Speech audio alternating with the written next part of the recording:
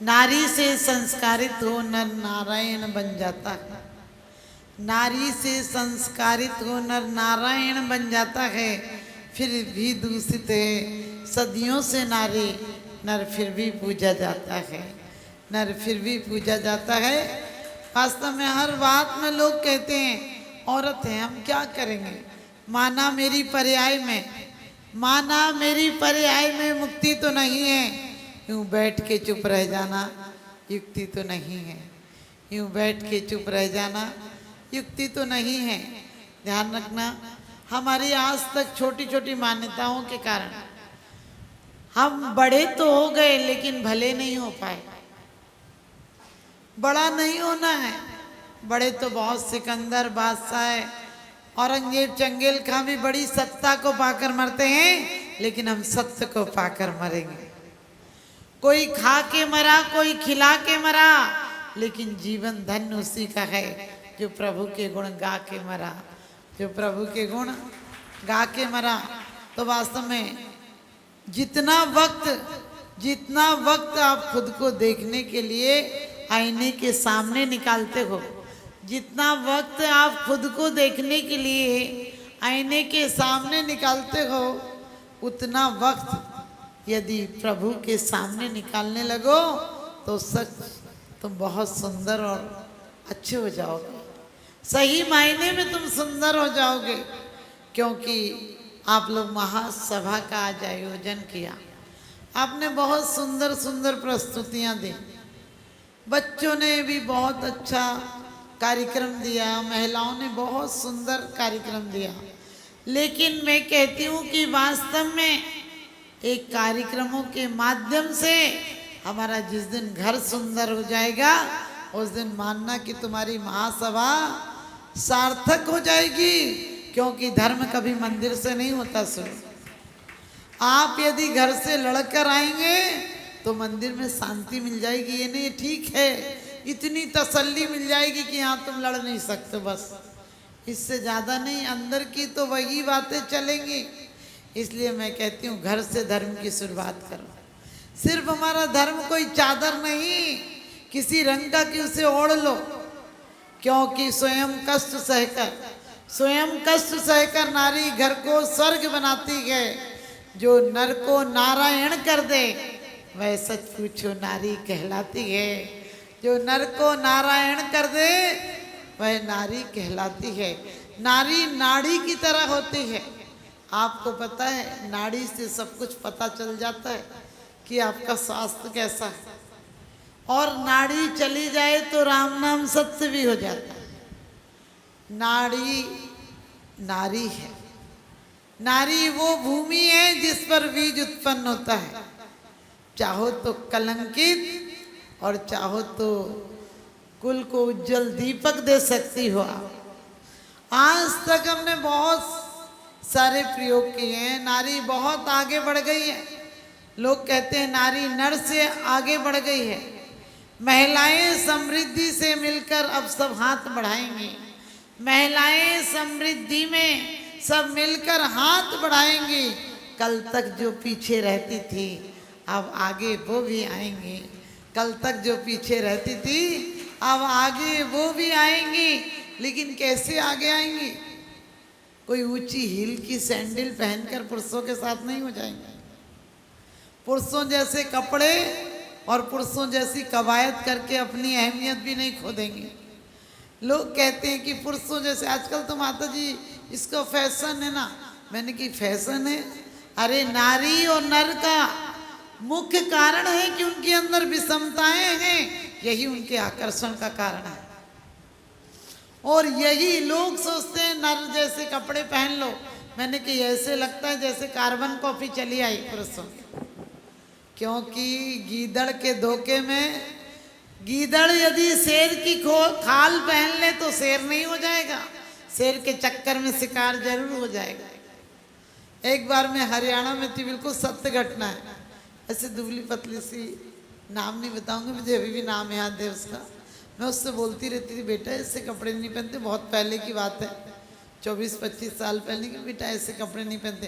कुछ नहीं होता माता जी, आजकल तो चलता है चलता है। एक दिन कहीं स्कूटी ठोक दी, पुलिस वाले ने खूब ठोका, बाद में बोला सॉरी मैडम, मैं पहचाना नहीं आप। तो यही हालत होती है। लेकिन क्या करोगी, जिसकी जड़ खोखली होगी तो पौधा क्या हरा होगा, और खोट जब सोने में होगी तो कंगन क्या खरा होगा। क्योंकि हमारे यहाँ की नारियां वो होती थी जो सबको खिलाकर खाती थी। आज अर्थ की उपलब्धि में मानव की शिक्षा का बहुत विकास हुआ, होना चाहिए, लेकिन इंजीनियर और डॉक्टर तो बन जाएंगी बेटियां, बिना संस्कारों के अच्छे संतानों को संस्कार नहीं दे सकेंगी, वो भगवान नहीं बना सकती हैं। गणित और विज्ञान पढ़कर बैंक और फैक्ट्री तो चला लेंगी, लेकिन घर कैसे चलाएंगे, क्योंकि घर के लिए घरवाली चाहिए। पहले यदि पुरुष नहीं हो तो महिलाएं कहती थी आज तो वो नहीं, हम नहीं जा सकते, उनके बिना कैसे जाएं। और आजकल आदमी चला जाए, बोले आज तो फ्री है, बाहर गए ना, आज चलते हैं मार्केट। अरे तुम उससे फ्री हो? एक बार आप सबको पता है चंद्रनखा, जिसे आप लोग सूपनखा कहते हो, एक बार मर्यादा खोई तो दोनों कुल का विनाश कर बैठी। एक बार सीता जी जैसों ने अपनी मर्यादा का उल्लंघन किया तो लाखों लोग मौत के घाट उतर गए। आज मैं ये नहीं कहती कि आप नौकरियां मत करो, पढ़ाई मत करो, लेकिन छोटे से बच्चों को सलीका सिखाओ, क्योंकि आपके कपड़े पहनने का, आपके बाल बनाने का, आपका चलन, आपका श्रृंगार ये सूचना देता है कि आपका व्यवहार कैसा है। मैं ये भी नहीं कहती हूँ कि आप बिल्कुल पीछे चले जाएं, लेकिन मैं कहती हूँ कम से कम हमारे बच्चों को दिशा बोध देने के लिए आप कम से कम मंदिर में शालीनता से आइए। हमारे बच्चों को प्रत्येक दिन मंदिर लाइए। लोग कहते हैं माता जी बच्चे आते नहीं, हमने कही हद हो गई।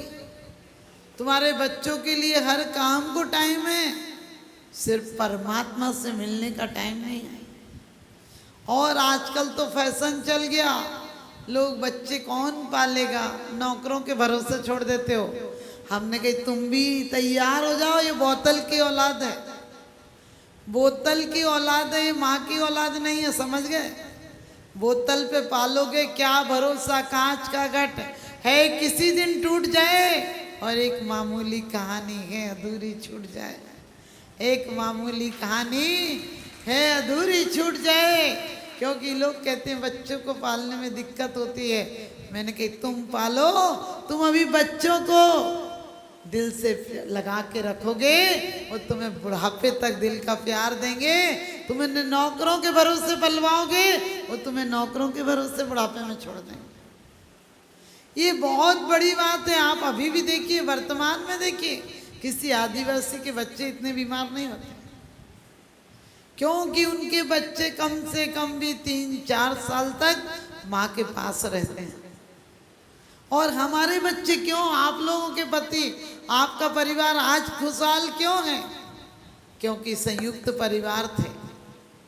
लड़की देखने जाते थे तो लोग कहते थे बहुत बढ़िया परिवार है, 7 भाई हैं, एक एक रोटी देंगे तो बेटी का पेट भर जाएगा। आज घर देखने जाते बोले बहुत बढ़िया परिवार है, एक बेटा है, बहुत अच्छा छोटा सा परिवार है। हमने कहीं मर गई तो खबर लेने वाला भी नहीं मिलेगा कोई। लोग कहते हैं हम दो, हमारे दो, हमने कहा बुढ़े माँ बाप को गोली मार दो। अरे वो दो नहीं होते तो तुम दो कहाँ से आते? आज माँ की दवाई याद नहीं रहती है, साली का जन्मदिन याद रहता है, अपनी बहन अच्छी नहीं लगती, बीवी की बहन बहुत अच्छी लगती है। अपनी माँ को तो कहते मम्मी आप घर पे रहो, हम लोग घूमने जा रहे हैं। हमने कहा ठीक है तुम जाओ घूमने, लेकिन कम से कम महीने में 4 बार अपने बुजुर्गों के साथ भी कहीं जाओ, क्योंकि उन्होंने बड़ी जान कुर्बान करके अपने अरमानों को आहुतियां देकर अपने पेट को काट कर तुम्हें पाला है। उन्होंने अपनी जरूरतें कम की हैं, अपने शौक कम किए, अपने दाम्पत्य जीवन में दूरियां लाए हैं। आप कहोगे दाम्पत्य जीवन में दूरियां, आप देखो बच्चा जब पैदा होता है तो पत्नी पति का काम पहले घर करती है, लेकिन जब बच्चा छोटा होता है और पति कोई काम कहे तो पत्नी कहती देख नहीं रहे ये रो रहा है, आपकी सुनूं कि पहले इसका कर। आप समझ गए, क्योंकि बच्चे ऐसे ही नहीं बड़े होते हैं। लेकिन आज की सभ्यता ने हमारे परिवारों में दीमक लगा के रख दी है और हम सोचते हैं बहुत तरक्की कर रहे हैं। जितनी भी तरक्की कर लें, जो बड़े गर्व से कहते हैं पहुंचे चांद सितारों तक, जो अभी शांति संदेश छोड़कर आए नव के द्वारों तक, वे हमें बताएं कि सचमुच कितने स्नेह के भूखे हैं जो चांद सितारों तक पहुंचे। भाई के हृदय छूते हैं, माई के हृदय छूते हैं। पत्नी आ जाती है तो माँ से ठीक से बात नहीं करता है, मम्मी चुप रहा करो, मम्मी मत बोला करो, मम्मी, क्योंकि जिस माँ ने तुम्हें बोलना सिखाया वो माँ यदि 2 बार पूछ ले कहाँ गया था तो बेटा ये नहीं कहता कि माँ वहाँ गया था, बोले हर बात में मत टोका करो। ऐसा उलझ कर बोलता है कि माँ को लगता है नालत है ऐसी औलादों पर। लोग कहते हैं हमारी माँ स्वर्गवासी हो गई। मैंने कि कमबख्त, तूने जीवन भर तो उसे नरक में जिलाया। तू यदि आदर सत्कार से बोलता, प्यार से बोलता, अभी बात चल रही थी कि माता जी प्यार से बोलेंगे, तो मैं कहती हूँ कि तुम्हारी शान घट गई होती, तुम्हारी शान घट गई होती कि रुतबा घट गया होता। जो गुस्से में कहा तुमने वही हंसकर कहा होता, वही हंसकर कहा होता। जो हमें बोलना सिखाते हैं हम उन बुजुर्गों को चुप रहना सिखाते हैं। जिन्होंने हमें गिनतियां सिखाई थी उनकी गलतियां गिनाते हैं। जो हमारे सजदे में जागी थी उसे सदमे में जगाते हैं। हम करवट लेते हैं तो माँ सो नहीं पाती है। जब भी मेरी नाव कभी सैलाब में आती है, माँ दुआ करते हुए मेरे ख्वाब में आती है, माँ दुआ करते हुए मेरे ख्वाब में आती है। ध्यान रखना, वो माँ बगल के कमरे में यदि सिसकियाँ ले रही हो तो बेटा सोचता माँ के कमरे में टीवी चल रही हो। यहाँ ठहाकों की आवाज आती है, पता नहीं बच्चों के ठहाकों से माँ की सिसकियाँ निकलती हैं या माँ की सिसकियों से बच्चों के ठहाके निकलते हैं। ध्यान रखना, मैं आपसे क्यों कह रही हूँ, आपके बुजुर्गों की तमन्नाओं का प्रभाव हो, प्रताप हो, तुम उनका परिणाम हो। जिन्होंने तुम्हें दुनिया में लाया उनकी आंखों में आंसू कभी मत लाना। जिस सास ससुर ने तुम पर बार फेर कर बधाइयां और ढोल बजाकर तुम्हारे घर को प्रवेश कराया था, उनके दिल को कभी मत दुखाना, वरना तुम भी शांति से नहीं रह पाओगे। वो नालायक होते हैं बच्चे जो कहते हैं मम्मी पापा हमारे पास रहने आए हैं। वो लायक होते हैं जो कहते हैं हम माँ बाप के साथ रहते हैं। तो आपसे यही कहूंगी कि महासभा बहुत सुंदर कार्य कर रही है, लेकिन मंदिरों के साथ साथ चेतन मंदिर भी बनाना, क्योंकि इस धर्म की परंपरा को अभी 18,000 वर्ष तक आपको चलाना है। सागार धर्मामृत में आशाधर जी कहते हैं कि सिर्फ तुम्हें बेटी का बाप पत्नी नहीं देता है, पत्नी उसे कहते हैं जो तनी तनी सी रहे, और धर्म पत्नी उसे कहते हैं जो पतन से बचा ले। आजकल तो पत्नी को वाइफ बोलने लगे, हमने कही लाइफ चौपट कर देगी, वाइफ मत बोला कर। श्रीमती यानी बुद्धिमती, विवेक थोड़ा सा तो बेचारे के अंदर रहने दो। और अपने पति को भी लोग हस्बैंड कहने लगे। हमने कि हस्बैंड मत कहा करो, हंस हंस कर जिसका बैंड बजे, फिर तमाम जीवन अकेला ही बसता रहे। उसे श्रीमान कहा करो, बुद्धिमान थोड़ी तो बुद्धि बचने दोस्तों। पागलों की हंसी उड़ाई जाती, तुम अपने पति को काहे को हस्बैंड कहती जिसकी पूरे जीवन हंसी उड़ती। ऐसे मुंह लगाती हैं औरतें। कुछ बात होगी, एक वो कहेगा, 4 कहने को तैयार रहेगी, और बोले माता जी नहीं कहो तो वो सिर पे चढ़ जाएंगे। हमने कही तुम जहाँ हो वहीं रहो। हमारे भारत की गरिमा है, हमें पाश्चात्य सभ्यता का अंगीकार नहीं करना है। पश्चिम की सभ्यता ढलने की सभ्यता है और हमारी पूर्व की सभ्यता उठने की सभ्यता है। हम जागना जानते हैं तो कहते हैं कि नारी महान है, नारी महान है, नारी गहरी है और नारी हिमालय से भी ऊंची है। जो शिक्षा नारी देती है वो विद्यालय नहीं दे पाते हैं, वो विद्यालय नहीं दे पाते हैं। नारी वो हिमालय है। और आप लोगों ने जितनी अच्छी आराधना अभी की, मुझे खुशी है इस बात की कि मैंने सिर्फ एक दिन बोला था कि दुपट्टा ऐसे ओढ़ा करो जिसका कोई उद्देश्य हो। ऐसे मत ओढ़ा करो जैसे मौत में मैयत पे जाते हैं तो एक तरफ तौलिया डाल के ले जाते हैं, समझ गए। आजकल लोग तौलिया शोक में तो जाते नहीं, आजकल वो दुपट्टा ही ऐसे डालते जैसे मरण मौत में जा रहे हैं तो एक तरफ पल्ला डाल, वो शोक व्यक्त करने जाते हैं तो तौलिया एक तरफ डाल लेते हैं। अरे तुम लोग क्यों डाल लेती हो? सोचो तो कपड़ों का औचित्य क्या है। या फिर कपड़े ऐसे पहनोगी जैसे कि बिल्कुल फटे पुराने, गरीबी इतनी आ गई कि किसी के छोटे कर करके पहन रखे।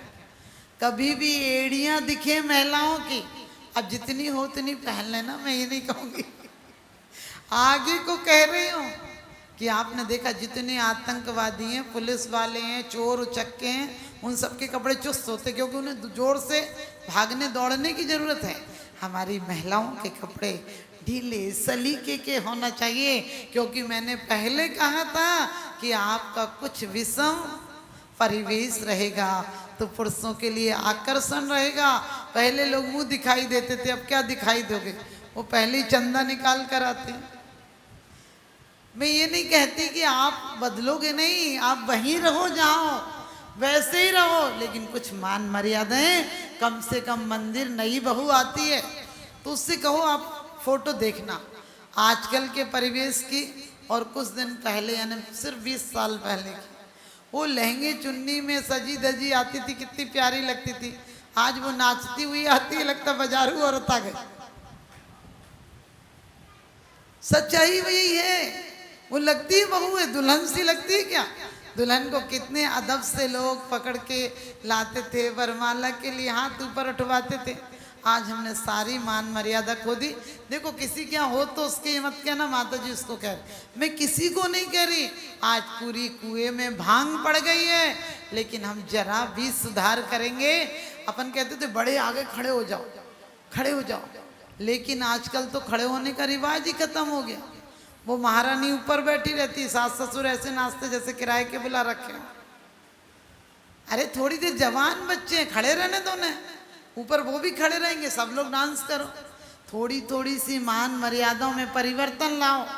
और आप लोगों को जिस प्रकार से कहा कि बच्चे माना कि आप लोग नहीं पाल पाते हो, क्यों सोचते हो कि बहुत बड़े विद्यालयों में पढ़े? हमारे कोशिश करना है, मैं जैन से जो संबंधित हैं वहाँ कम से कम गलत संस्कार तो नहीं पढ़ेंगे उन विद्यालयों में, क्योंकि वहाँ वो चीज़ें तो नहीं बच्चों को मिलेंगी जो हमारे जैन संस्कारों में नहीं आती हैं। तो आप सबको समझदारों के लिए इशारा काफ़ी है। हमारी महासभा जिन बातों के लिए मैंने कहा है, और यहाँ की बच्चियाँ बहुएँ लेडीजें इतनी अच्छी हैं कि मैंने सिर्फ एक दिन बोला था, दूसरे दिन से सारी महिलाओं के अंदर परिवर्तन हो गया। एक बार अपने लिए जोरदार तालियां बजाओ, क्योंकि मुझे खुशी इस बात की है, मुझे दोबारा बोलने की ज़रूरत नहीं पड़ी।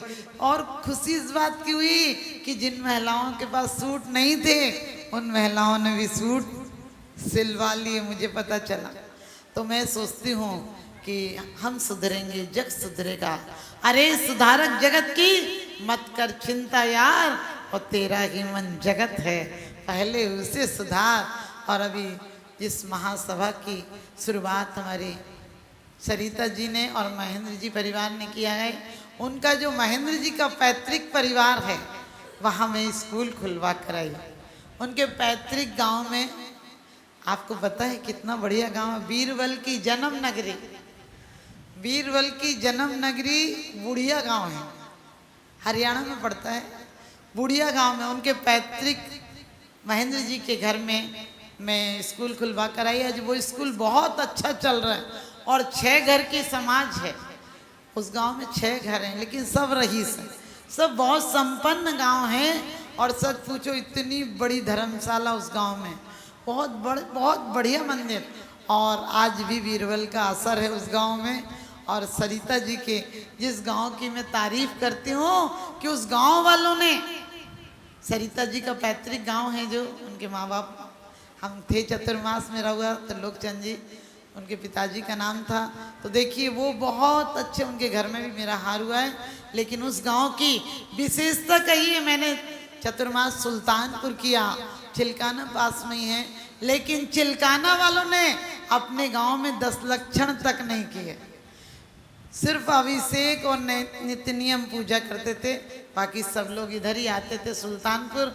वो कहने लगे माता जी जब जाएंगी तब हमारे 10 लक्षण हो जाएंगे, हमें अलग से 10 लक्षण करने की जरूरत नहीं है।